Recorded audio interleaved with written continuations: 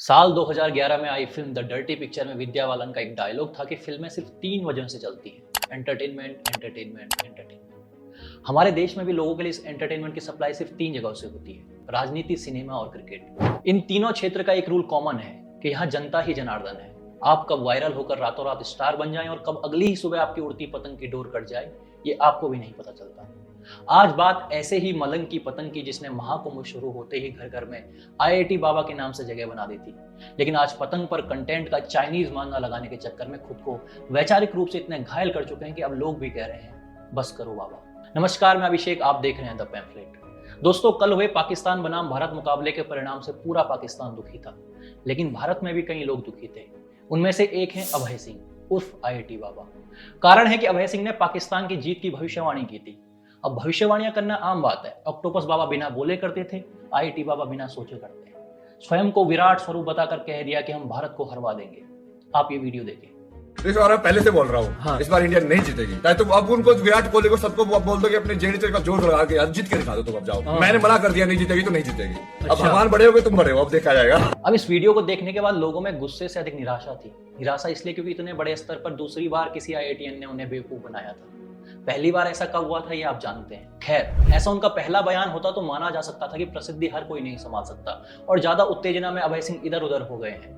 और वैसे भी भारत एक कंटेंट प्रधान देश होने के साथ साथ माफी देने में भी प्रधान है, तो लोग भूल जाते हैं। लेकिन वे तो कभी खुद को विष्णु का अवतार, कभी राम का अवतार बता चुके हैं। एक वीडियो में अभय सिंह कहते हैं कि महादेव मुझसे बात करते हैं। महादेव कहते हैं कि तू ही विष्णु है, मैं तो झूठ थोड़ी बोल रहा हूँ, सब कुछ प्रूव कर दूंगा, सारी शक्तियां ले लूंगा, तब मानोगे तुम लोग। फिर मानने का क्या मतलब है? फिर तो सबको सुदर्शन से काट लूंगा। सुदर्शन से नहीं कटोगे तो त्रिशूल से काट दूंगा। महादेव त्रिशूल भी दे देंगे मुझे। आप ये वीडियो देखिए। ये इंसानियत कुछ अलग है यार, मतलब सही में तो इतने टाइम से बोल रहा हूँ भाई, प्योर हार्ट वाला इंसान हूँ यार। मैं यदि बोल रहा हूँ कि महादेव मेरे से बात करते, मैं बोला यदि महादेव मेरे को ये बोलने के लिए बोल रहे कि भाई तू ही विष्णु है, तो मैं झूठ थोड़ी बोल रहा हूँ। जब सब कुछ प्रूव कर दूंगा, मैं जो सारी शक्तियां ले लूंगा, तब मानोगे तुम लोग। फिर मानने का मतलब ही क्या है? फिर तो तुम सबको सुदर्शन से काट दूंगा। सुदर्शन से नहीं कटोगे तो त्रिशूल से काट दूंगा। महादेव त्रिशूल भी दे दोगे मेरे को। अब कुछ लोगों ने इस पर कहा कि बाबा ने गांजा ज्यादा फूंक लिया है। किसी ने लिखा कि बाबा को सब विषयों पर ज्ञान ठेलना है। दूसरा वीडियो अभय सिंह का जो वायरल हुआ था, उसमें वे कहते हैं कि मैं ही भगवान हूँ, कृष्ण हूँ, राम हूँ, हवा पानी सब मेरे कब्जे में है, आप लोग मेरे हाथ की कठपुतली हैं। नहीं मानते तो मैं दिखा दूंगा कि तुम हो।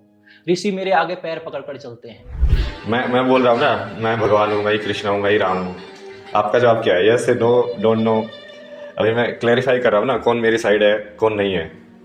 मतलब एक भी मनुष्य मेरी साइड नहीं होगा तो भी चलता है, क्योंकि मेरे पास बाकी सारी शक्तियाँ है ना। मतलब हवा पानी तो सब मेरे ही कब्जे में है। तो इंसान को पूरा भी वाइप करना होगा तो भी कोई दिक्कत नहीं है।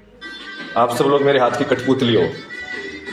अब तुम नहीं मानते हो तो मैं दिखा दूंगा कि तुम हो, वो दूसरे तरीके से दिखाऊंगा ना। फिर ये सारे ऋषि ये सब मेरे आके पैर पकड़ते हैं। अब इन बयानों को सुनकर या तो आप अपना सर पकड़ लेंगे या फिर उस व्यक्ति को जिसने अभय सिंह को आईआईटी बाबा बना दिया था। हो सकता है इस पर आईआईटी बाबा एक बयान ठेल लें कि जो वो बार बार कहते हैं कि मैंने कभी नहीं कहा मैं बाबा हूं या संत हूं। तो क्या इससे तुम्हें इस बात का लाइसेंस मिल जाता है कि भगवा ओढ़कर धुनी लगाकर आप कुछ भी कहते रहें और फिर कहते हैं कि मैं कोई बाबा नहीं हूं? वैसे भारत के पहले एलकेजी बाबा अभिनव अरोड़ा भी यही कहते थे कि मुझे फर्क नहीं पड़ता कि जमाना क्या कहता है। नहीं, ये वाला नहीं, दूसरा वाला। मैंने कभी भी खुद को बाल संत नहीं कहा है और मैं तो पहले भी बहुत बार मना कर चुका हूँ कि मुझे इस नाम से संबोधित ना किया जाए। ये तो मेरे को मीडिया का दिया हुआ एक नाम है। अब सवाल तो ये भी है कि आईआईटी से पढ़कर ऐसी हरकतें करना क्या इतनी बड़ी उपलब्धि बन जाती है? अरे हमारे देश में तो बड़े बड़े संस्थानों से पढ़कर कई लोग आध्यात्म की ओर गए हैं और चुपचाप संत बनकर सनातन के लिए काम भी कर रहे हैं। यहाँ तो अभय सिंह ने आईआईटी की छवि को भी नुकसान पहुंचाया है और संतों की भी। और जिस सनातन को आप आधार बना रहे हैं, अगर देखा जाए तो आपने उसी सनातन के मूल कर्म करने के सिद्धांत को छोड़ दिया है। पहले इंजीनियरिंग स्ट्रीम की पढ़ाई छोड़ दी, फिर नौकरी छोड़ दी, फिर घर छोड़ दिया।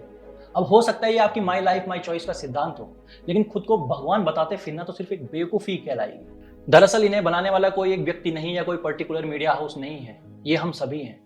हमने ऐसा कंटेंट देखना चुना। हमने हर सुबह उठकर आईआईटी बाबा ने कर दिया बड़ा खुलासा जैसे क्लिकबेट वीडियो पर क्लिक किया। घर परिवार के व्हाट्सएप ग्रुप पर वीडियो आई और अभय सिंह ने सनी लियोनी के बाद सबसे अधिक गूगल सर्च किए जाने वाले व्यक्ति बन गए। लेकिन एक सत्य यह भी है कि इसमें हम यानी जनता की कोई गलती नहीं है। हमने अभय सिंह को स्टार नहीं बनाया था, हमने महाकुंभ में उनके द्वारा कही गई आध्यात्म की बातों का सम्मान किया था।